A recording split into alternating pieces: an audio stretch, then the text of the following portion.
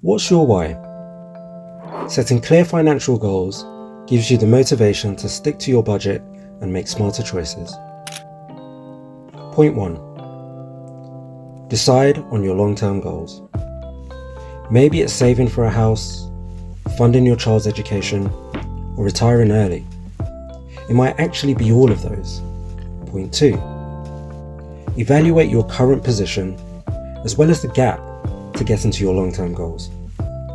In order to start, think about your short-term goals. For example, paying off £1,000 of debt in 3 months, or saving £500 for an emergency fund. Point 3. That gap.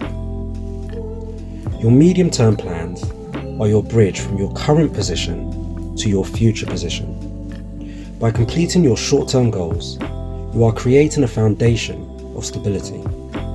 And financial stability is the first rung on any financial freedom ladder. So if you're in debt, you're ensuring that you're clearing this down, and then you're putting barriers in place to make sure that you don't go backwards. For instance, building up an emergency fund minimum so that you don't have to dip into credit cards as an emergency. Credit cards have their place, and so does being able to leverage debt. But if it's more of a need than it is an option, it's probably not a good place to start. Point 4. Make sure your goals are smart. That is, specific, measurable, achievable, relevant, and time-bound. So if you want to buy a house, how much will your house cost? All the direct and indirect costs. Around what area will your house be in? Do all the research as though you want to buy the house now. How much are you able to save over the months or years, accounting for any potential emergencies, inflation? Are you planning on having children or more children? How would this affect your savings or the type of house that you get? Again, have you accommodated for the average rate of inflation? Could you make use of a better savings account, a high yield savings account maybe? How about a lifetime ISA? But what are the pros and cons of that?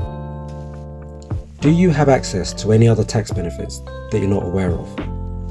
Try and find out.